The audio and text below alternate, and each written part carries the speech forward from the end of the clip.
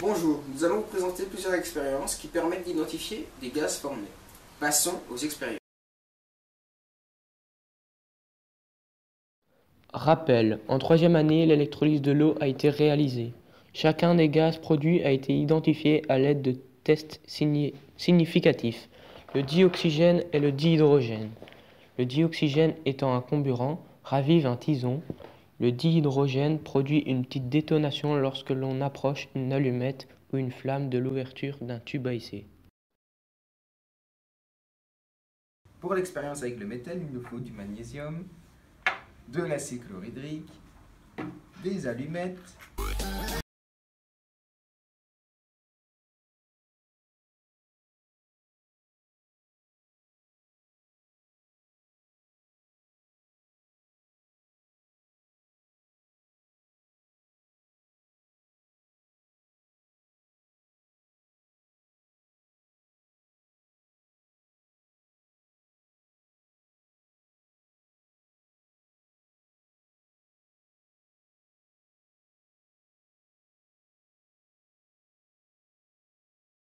Pour réaliser l'expérience de l'eau chaude, on a besoin du chlorure d'hydrogène, du marbre, deux tubes à essai, une rallonge et de l'eau chaude.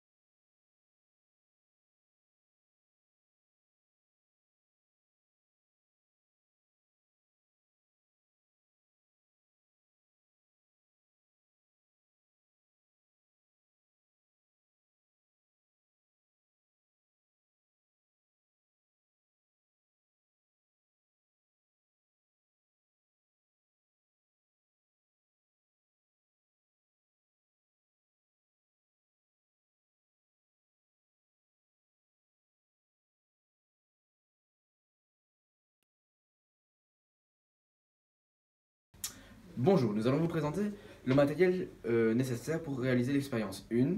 Alors pour ce, vous aurez besoin de peroxyde d'hydrogène, donc de l'eau oxygénée, d'un tison allumé, des allumettes pour allumer le tison, Et aussi d'oxyde de manganèse pour accélérer la réaction et d'un récipient pour pouvoir récupérer l'oxygène produit dans un tube à essai que nous avons.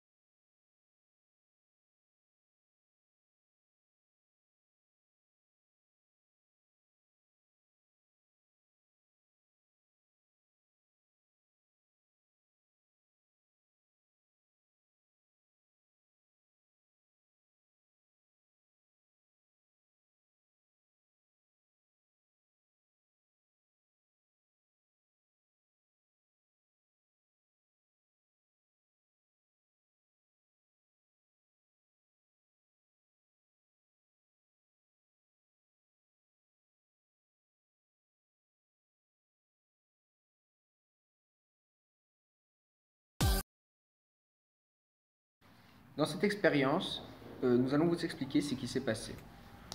Tout d'abord, nous avons placé de l'HCl avec un morceau de magnésium. Et puis nous avons attendu que la réaction chimique se produise et nous avons récupéré le gaz formé dans un tube à essai. Pour vérifier quel gaz avait été formé, nous avons placé une allumette et nous avons pu constater une explosion, ce qui voulait dire que le gaz formé était du dihydrogène. Dans l'expérience numéro 2, nous avons placé des morceaux de marbre dans un tube à essai et nous avons ensuite rajouté de l'acide chlorhydrique.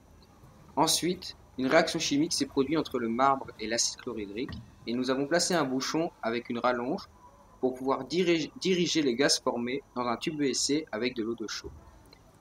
Nous avons pu constater que l'eau de chaux se trouble, cela signifie que du CO2 a été produit.